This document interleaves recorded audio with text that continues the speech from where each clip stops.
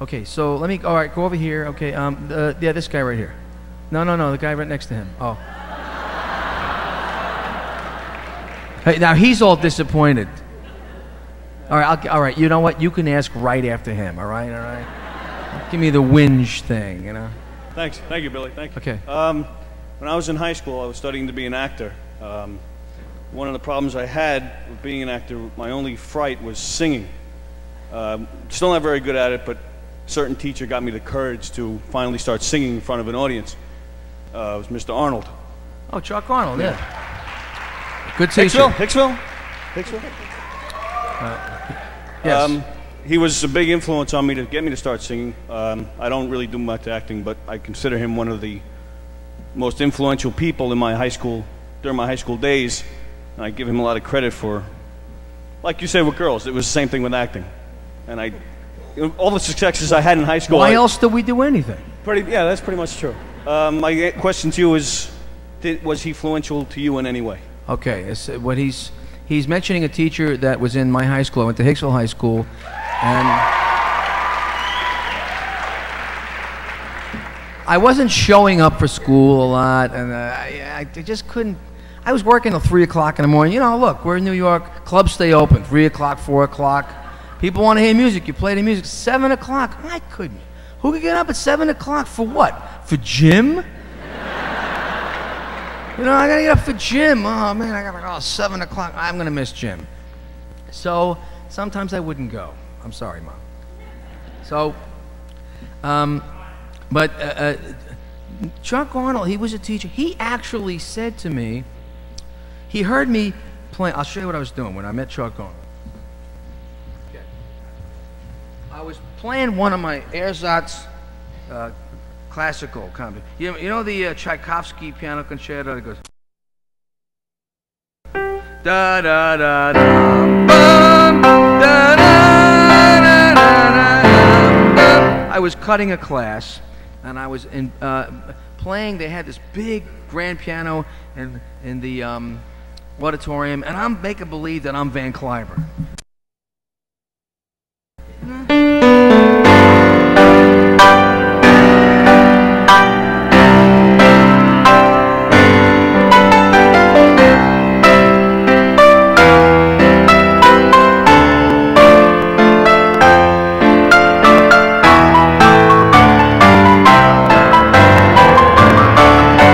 Obviously, I don't know how to play this thing. But this guy comes over and taps me on the shoulder. He goes,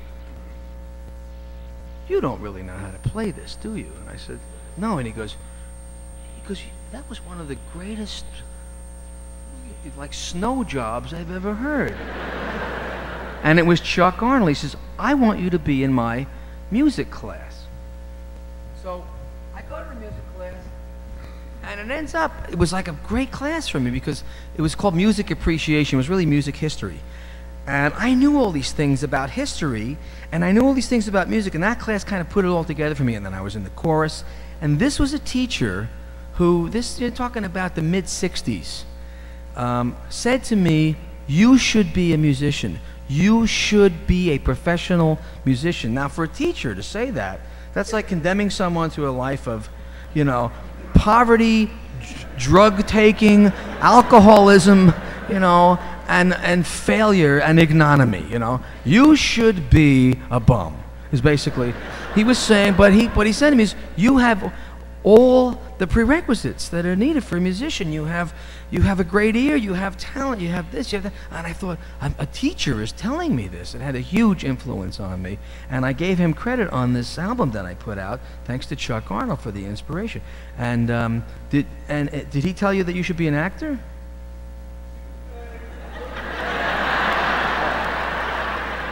Or did he say maybe you should stay with the accounting thing? He liked your acting. Yeah, he was a very good teacher. Teachers do make a difference. One of the reasons I'm doing something like this, I do. Well, you'll remember a good teacher for the rest of your life, and it's not just the popular teacher, but a teacher who really had an impact on you. This guy had an impact on me. And I actually wanted at one time to be a teacher. I thought about being a history teacher. I always hated the way they taught us. Well, the Civil War began in 1861. Okay, 1861. That's not what it was all about. It was like, what was this whole big important thing that happened? What was it all about? What were they wearing? What was the music they were listening to?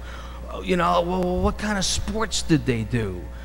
You know, what did they do in their hobbies? What did they do in their off time? What was their real life like? And they didn't teach history like that. So I wanted to be a history teacher, but then I didn't graduate high school, so there went the history teaching thing. So, but yes, that teacher did have a big impact on me. Let me. Now this guy right next to you, I'll follow up. Hello, Billy. I have a question for you concerning you and your record company. Your past 2 albums, there was a special release, I don't know why of all places, in Australia.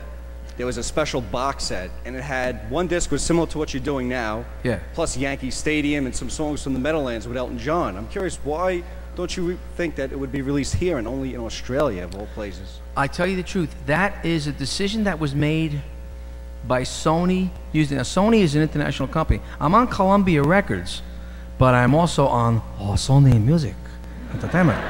You know, Sony is this huge international conglomerate. They have a record company in every country in the world. Sony Australia, Sony Germany, Sony Egypt, Sony Montenegro, Sony Bosnia, you know, Sony, you name it, there's a Sony company there. And they will come to me and ask me to put out certain types of things. And now this is stuff that I've already recorded. There was actually an interest from the Australian record company for me to take one of these. I think it was at Princeton University. I did one of these things at Princeton, and Australia said, "Yeah, Billy, we'd like to have that on an album that we can put out here in Australia." So I said, "Really? Like, what do you have, like a death wish or something?"